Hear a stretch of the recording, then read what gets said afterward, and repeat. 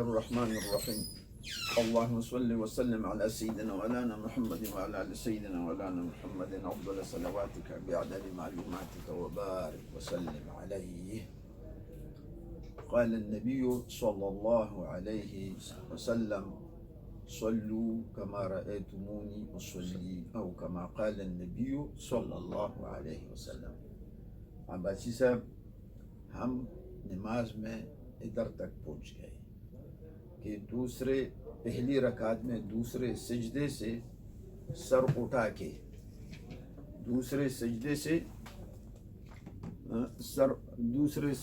سر اٹھا کے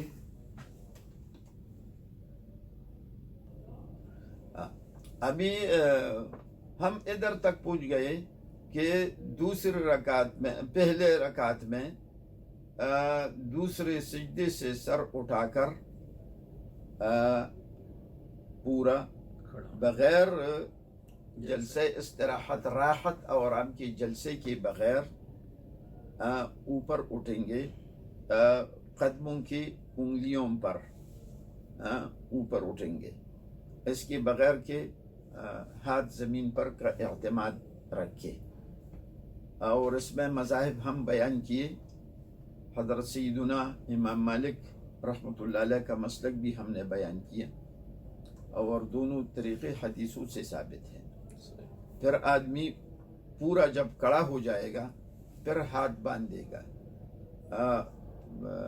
ہاتھ باندھنے کا طریقہ تو ہم نے پہلے بتایا تھا کہ مذہب حنفی میں زیر ناف ہے یہی مسلک اور یہ بھی حدیث میں ہے اور سینے کے نیچے بھی آیا ہے سینے پر بھی ہے لیکن سینے کے اوپر ادھر نہیں یہ کوئی حدیث میں نہیں ہے. یہ ہم بتائے تو ابھی ہم زیر ناف ادھر ہاتھ باندھیں گے تو دوسری رکعت شروع کریں گے. دوسری رکعت سم جیسا پہلے رکعت کا ہے لیکن پہلے رکعت میں ہم تو سبحانک اللہم پڑھتے ابھی ادھر ثنا نہیں پڑھیں گے اور اعوذ باللہ بھی نہیں پڑھیں گے ادھر فقط بسم اللہ الرحمن الرحیم پڑھیں گے. جو مقتدی ہے جو امام ہے یا اکیلا نماز پڑھنے والے اور مقتدی کچھ نہیں بولے گا. ایسا پہلا ہم بیان کر چکے آپ کے سامنے. عباسی صاحب ابھی تو یہ عباسی صاحب نگری سے نیا آیا ہے. تو اس کے بعد جو ہے جو امام ہے یا اکیلا منفرد آدمی ہے تو بسم اللہ الرحمن الرحیم شروع کریں اور سورۃ فاتحہ پڑھ کر اسی طریقے سے وللضالین اور تھوڑا سا باریک وقفہ کر کے پھر آمین کے بعد باریک وقفہ کر کے سورت پڑھنا ہے یا 3 آیات پڑھنا ہے. ایک بڑی آیات جو 3 چھوٹے آیاتوں کے برابر ہو جیسے آیت الکرسی وغیرہ یہی ہو گئے. پھر اس ختم کرنے کے بعد باریک سا وقفہ کر کے پھر رکوع کرے. پھر رکوع سے سر اٹھا کر اسی طریقے سے راستے میں سمع اللہ لمن حمدہ اوپر کھڑے ہو کر ربنا ولک الحمد حمدا کثیرا طیبا مبارکا فیہ. پھر ادھر سے شروع کریں نیچے آ جائیں اور اس میں ہم بولا کہ پہلے یہ زانو گھٹنے ہیں بعد میں ہاتھ میں ہیں اور پھر یہ ہے ناک ہے اور بعد میں پیشانی ہے. یہی طریقہ یا پہلے آپ جو ہے ہاتھ زمین پر رکھے جیسا امام مالک رحمۃ اللہ علیہ. اس کے بعد جو ہے ابھی دوسری رکعت میں پہلا سجدہ کا طریقہ بھی ہم نے ابھی بتایا. پہلے رکعت میں بتایا تو ابھی اس کو بتانے کی ضرورت نہیں ہے. تو پہلے سجدے میں 3 مرتبہ کم از کم سبحان ربی الاعلیٰ سبحان ربی الاعلیٰ سبحان ربی الاعلیٰ پھر اللہ اکبر کہہ کر بیٹھے اور اتنا بیٹھے کہ اللہم اغفر لی اللہم اغفر لی اللہم اغفر لی. اس میں وہ دعا بھی ہم نے پہلے آپ کو بتایا تھا آپ لوگوں کو. صحیح. اس کے بعد جو ہے پھر اللہ اکبر کہہ کر دوسرے سجدے میں جائیں گے, اور سجدے میں یہ ہاتھ کدھر رکھنا ہے تو اس کا بھی تفصیل سے ہم بیان کیا. تو انشاءاللہ عباسی صاحب آپ سے اور سامعین سے انشاءاللہ گزارش ہے کہ یہ ہمارا پروگرام پورا سنیں تو اس کو معلوم ہو جائے گا. اگر نہیں ہے تو ایک درس پر وہ پیدا نہیں اٹھا سکتا ہے, صحیح بات. کیونکہ ابھی ہم نے پہلے رکعت میں جو تفصیل بتائے ہیں اسی پر ہم حوالہ دیتے ہیں, اسی ہی پر ہم حوالہ دیتے. بس حوالہ دیتے ہیں. تو ابھی دوسرے سجدے سے سر اٹھا کر مکمل کر کے 3 مرتبہ کم از کم سبحان ربی الاعلی, سبحان ربی الاعلی, سبحان ربی الاعلی, اللہ اکبر کہہ کر بیٹھے ہیں. ابھی بیٹھنا کیسا ہے, ابھی بیٹھنا کیسا ہے؟ تو بیٹھنے میں 3 مذہب ہے. کتنے مذہب ہیں؟ 3 مذہب ہے. ایک ہے مذہب ہمارے حضرت امام اعظم ابو حنیفہ رحمۃ اللہ علیہ رحمتاً واسعہ. دوسرا مسلک ہے حضرت امام مالک رحمۃ اللہ علیہ رحمتاً واسعہ, امام دار الحجر, نبی کریم صلی اللہ علیہ وسلم کے شہر مبارک مدینہ منورہ مبارکہ کے امام. یہ بہت بڑی منقبت ہے مولانا. تیسرا مسلک جو ہے اس میں حضرت امام شافعی رحمۃ اللہ علیہ رحمتاً واسعہ ہے. یہ بھی حضرت رسول کریم صلی اللہ علیہ وسلم کے چچا زاد بھائیوں میں ہے, پسر عموی نبی کریم صلی اللہ علیہ وسلم, پسر عموی نبی کریم صلی اللہ علیہ وسلم. تو ابھی حضرت امام اعظم ابو حنیفہ رحمۃ اللہ علیہ کا مسلک یہ ہے کہ ابھی ایسا سمجھو کہ ہم ظہر کا نماز پڑھتے ہیں یا مغرب کا نماز پڑھتے ہیں. تو ظہر اور مغرب کی نماز میں عباسی صاحب کتنے قاعدے ہیں؟ 2 قاعدے ہیں. ایسا ہے آپ 3 قاعدے کرتے ہیں یا 2 قاعدے؟ صحیح بات ہے یا 3 ہیں؟ ایسا تو نہیں ہے کہ 3 قاعدے ہوں. 3 رکعت میں تو 3 قاعدے ہونا چاہیے, 2 قاعدے ہیں. تو ظہر کی نماز اور مغرب کی نماز میں اور عشاء کی نماز میں اور عصر کی نماز میں اس میں 2 قاعدے ہیں, اور فقط فجر کی نماز میں ایک ہی قاعدہ ہے. ابھی حضرت امام اعظم ابو حنیفہ رحمۃ اللہ علیہ ان کے نزدیک اور جو اس نے احادیثوں کی روشنی سے جو مسئلہ لیا ہے وہ دونوں قیدوں میں ایک ہی ہیئت سے, ایک ہی شکل, ایک ہی طریقے سے بیٹھتے ہیں. ایک ہی طریقے اور ایک ہی شکل, ایک ہی ہیئت پر بیٹھتے ہیں. اور حضرت امام مالک رحمۃ اللہ علیہ بھی ایک ہی شکل, ایک ہی طریقے طرز پر بیٹھتے ہیں دونوں قیدوں میں. حضرت امام شافعی رحمۃ اللہ علیہ دونوں قیدوں میں ایک ہی طرز پر نہیں بیٹھتے ہیں. پہلے قیدے میں ایک طرز ہے, دوسرے قیدے میں دوسرے. ابھی پہلے قیدے میں امام شافعی رحمۃ اللہ علیہ ایسا حکم فرماتا ہے بیٹھنے کا جو حضرت امام اعظم ابو حنیفہ رحمۃ اللہ علیہ کے ہیں مطلقاً. وہ یہ ہے کہ جب آدمی بیٹھے گا تو امام اعظم ابو حنیفہ رحمۃ اللہ علیہ بولتے ہیں افتراش. اس کو عربی میں بولتے ہیں کیا؟ افتراش. افتراش کا معنی یہ ہے کہ پائے چپ جو ہے, پائے چپ یعنی بایاں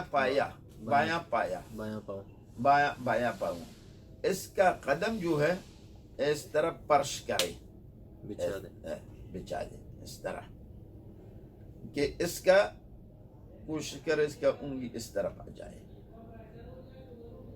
کوشش کر. اس کے اوپر بیٹھے اور آراستہ پائے دایاں پاؤں دائیں پائے. یہ ایسا جو آپ کو میں عملی طور پر مسجد میں بتاؤں گا ایسا کرنا مانتا ہے. دیکھو اس پر بیٹھے ایسا کرنا مانتا ہے.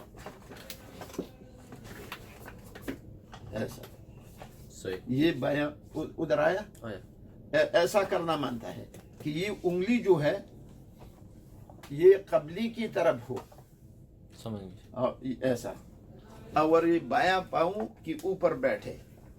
اس کو بولتے ہیں افتراش. اس کو بولتے ہیں افتراش. تو حضرت امام اعظم ابو حنیفہ رحمۃ اللہ علیہ رحمۃ واسعہ فرماتا ہے کہ اسی طریقے سے بیٹھتا ہے. اس کا نام ہے افتراش. دونوں قیدوں میں ایک ہی حکم ہے. ابھی حضرت امام مالک رحمۃ اللہ علیہ فرماتے ہیں کہ دونوں قیدوں میں تورک ہے. وہ تورک یہ ہے کہ یہ جو ہے اس کو بچائے لیکن اس کے اوپر نہ بیٹھے اور دوسرا کو قائم نہیں کرے. اس کا پاؤں اس کا انگلیاں قبلے کے طرف لے کے جاتا ہے اور جو اپنا آدمی کا جو حوض ہے مقعدہ ہے اس پر وہ بیٹھے. اس پر وہ بیٹھے پاؤں پر نہ بیٹھے.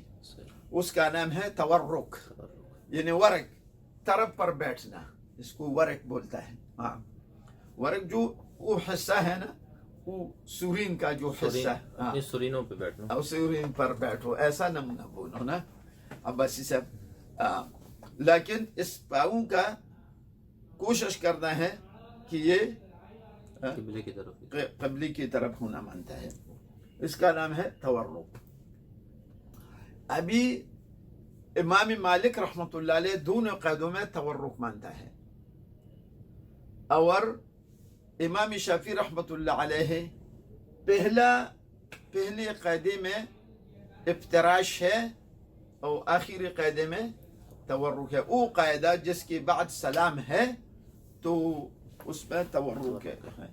اور امام مالک رحمۃ اللہ علیہ مطلقاً تورک کہتے ہیں اور امام اعظم ابو حنیفہ ہر دو قاعدوں میں افتراش بولتا ہے. یا فرماتا ہے بات تو اردو ہے گلابی اردو ہے لیکن انشاءاللہ آپ کو مضمون سمجھ میں آئے گا. ابھی اس طریقے سے بیٹھنا جیسے ابھی آپ کو میں بیٹھا ہوں دیکھو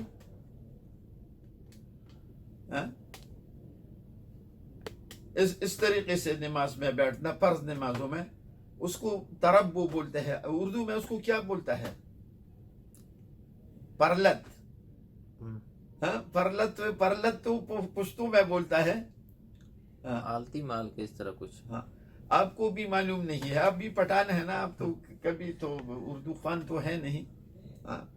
تو اسی طریقے سے بیٹھنا جو ہے فرض نماز میں مکروہ ہے. اسی طریقے سے بیٹھنا بغیر عذر کے. بغیر عذر کے تو صحیح ہے نا. عذر کے ساتھ ہے تو لیٹی ہوئی بھی نماز پڑھو. ابھی عذر کا نماز جو ہے پھر اس کے لیے ہم دوسرا نشست اور دوسرا درس کا بنائیں انشاءاللہ باذن اللہ. ابھی یہ پورا جو صحیح سالم لوگ ہے اس کے انشاءاللہ اللہ تعالی ہم سب سی کو سالم رکھے سب لوگوں کو سالم رکھے. لیکن یہ جو ہے آپ جیسے عباسی صاحب جوان ہیں تو آپ یہ اس لیے عام حکم یہ ہے آپ نے جو استدراک کیا بہت اچھا استدراک کیا. یعنی یہ معذور کے لیے تو بیٹھ سکتا ہے نا. معذور جس طریقے سے وہ نماز پڑھ سکتا ہے تو نماز پڑھے لیکن عام حالات میں یہی ہے. ابھی حضرت امام شافعی رحمۃ اللہ علیہ اس میں اس کے لیے دلیل جو ہے حدیث ابو حمید ساعدی رضی اللہ عنہ ہے. حدیث ابو حمید ساعدی میں توزیع تقسیم آیا ہے پہلے قاعدے کا اور دوسرے قاعدے کا یعنی آخری قاعدے کا. تو اس میں حدیث ابی حمید ساعدی میں یہ ہے کہ فَإِذَا جَلَسَ في الركعتين جلس على رجله اليسرى ونصب اليمنى یعنی 2 رکعت کے بعد جب نبی کریم صلی اللہ علیہ وسلم جب بھی بیٹھتے تو وہ چپ پائے پر بایاں پائے پر وہ بیٹھے اور راستہ پاؤں دایا پاؤں اس کو کھڑا کرے ایسا نہ جیسے میں نے آپ کو پہلے بتایا. اور دوسرے قاعدے میں بھی ابو حمید ساعدی رضی اللہ عنہ کا حدیث ہے کہ نبی کریم صلی اللہ علیہ وسلم کے نماز جو نقل فرماتے ہیں وہ یہ ہے وَإِذَا جَلَسَ فِي الرَّكْعَةِ الْأَخِيرَةِ قدم رجله اليسرى ونصب اليمنى وقعد على مقعدته. آخری رکعت میں اس کے بعد جب بیٹھتے حضور صلی اللہ علیہ وسلم تو بایاں پاؤں جو تھا بایاں پائے مبارک وہ آگے کرتے توڑا اور یہ جو دایاں پاؤں ہیں اس کو توڑا اٹھا کے کڑا کر کے مائل کرتے اور پھر مقعد پر بیٹھتے پھر ویسی ہی بیٹھتے وہ پاؤں پر نہیں بیٹھتے. اور امام اعظم ابو حنیفہ رحمۃ اللہ علیہ کا جو دلیل ہے وہ مسلم میں حضرت عائشہ صدیقی رضی اللہ تعالی عنہ ام المؤمنین الصدیقہ بنت الصدیق رضی اللہ تعالی عنہما وعنہا سے روایت ہے کہ نبی کریم صلی اللہ علیہ وسلم نماز میں بیٹھتے تو بایاں پائے اس کو پرش کرتے اور دایاں کو کڑے. یہی مطلق ہے، اس میں ایک قاعدہ اور دوسرے قاعدے کا تخصیص نہیں ہے. یہ اور بھی بہت دلائل ہے.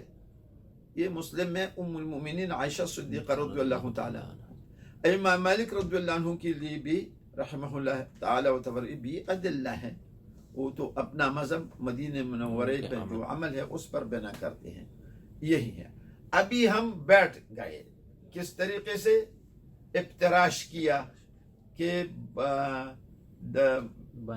بایاں پاؤں چپ پاؤں اس کو پرش کر کے بچایا اور اس پر بیٹھا اور راستہ پائے یعنی دایا پائے اس کو کڑا کیا. لیکن اس کی انگلی جو ہے قبلہ کی طرف ہونا ہے. یہ کس طرف ہے؟ اب اسی سے قبلہ کی طرف ہے جیسے پہلے میں ہم بتایا.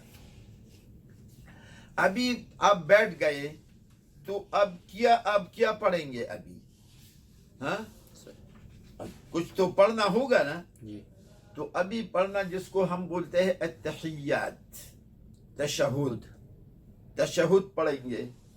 اور تشہد جو ہے اس سارے اذکار کو اس کو ہم تشہد اس لیے بولتے ہیں کہ یہ جو دعا ہے یہ تشہد پر مشتمل ہے. اس میں اشہد ان لا الہ الا اللہ و اشہد ان محمدا عبدہ و رسولہ اس پر مشتمل ہے. اس لیے پورے اذکار کو دعا کو تشہد سے تعبیر کیا جاتا ہے. اس کا نام ہے تشہد. تو تشہد اول ہو یا اخیر ہو کیا پڑھنا ہے تو یہ پڑھنا ہے. اس میں حضرت عبداللہ بن عباس سے دوسرے اور پوری کی پوری صحیح روایات ہے، پوری کی پوری صحیح روایات ہے. لیکن عبداللہ بن مسعود رضی اللہ عنہ کا ایک ایسا تشہد ہے کہ اس پر پوری مروات اور محدثین اس پر اتفاق کیا ہے. وہ یہ ہے التحیات للہ والصلوات والطیبات السلام علیک ایہا النبی ورحمۃ اللہ وبرکاتہ السلام علینا وعلی عباد اللہ الصالحین اشہد ان لا الہ الا اللہ واشہد ان محمدا عبدہ ورسولہ. یہ تشہد ہے جو عبداللہ بن مسعود پیغمبر رضی اللہ عنہ نے پیغمبر علیہ السلام سے سیکھا ہے اور اس کے ذریعے سے پوری امت کو پہنچ گیا ہے یہ تشہد.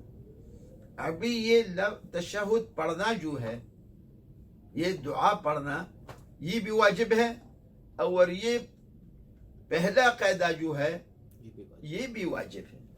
دونوں واجب ہے مولانا دونوں واجب ہے. اور آخری قاعدہ جو ہے اس کا حکم الگ آئے گا انشاءاللہ. اس کے لیے انتظار کرنا پڑے گا. وہ درس تدریجاً درس چلتا ہے نا. اور یہ تشہد جو ہے اس پر عام احناف اسی تشہد کو اختیار کیا ہے اور محدثین نے بھی بہت اتفاق کے ساتھ اس کو نقل کیا ہے. ابھی ایک اور تشہد ابن عباس دوسرے صحابہ کا وہ بھی پیغمبر علیہ السلام وہ بھی منقول ہے وہ دوسرے ائموں نے لیا ہے. ایک تشہد یہ ہے التحیات الطیبات الصلوات الزاکیات للہ آخر. اور دوسرا ہے التحیات للہ الزاکیات الطیبات الصلوات للہ او التحیات المبارکات الصلوات الطیبات للہ. یہ امام مالک رحمۃ اللہ علیہ کا اخیر والا ہے. اب باقی تو ہے السلام علیک ایھا النبی ورحمۃ اللہ وبرکاتہ السلام علینا وعلی عباد اللہ الصالحین اشہد ان باقی تو اشہد ان لا الہ الا اللہ اشہد ان لا الہ الا اللہ واشہد ان محمدا عبدہ ورسولہ. یہ تو پورو کے ہے لیکن پہلے کلماتوں میں روایات ہے سب کی سب صحیح ہے لیکن اس میں زیادہ بہتر جو ہے وہ یہی ہے جو ہم اور آپ لوگ پڑھتے ہیں التحیات للہ والصلوات والطیبات السلام علیک ایھا النبی ورحمۃ اللہ وبرکاتہ. اس کا معنی کیا ہے مولانا؟ اس کا معنی بھی تو ہونا مانتا ہے نا. تو اس کے معنی جو ہے انشاءاللہ آپ کو آئندہ درس میں تکمیل کر کے آپ کو بتائیں گے انشاءاللہ بسم اللہ. صلی اللہ تعالی علی خیر خلقہ و آلہ و صحبہ اجمعین برحمتک یا ارحم الراحمین.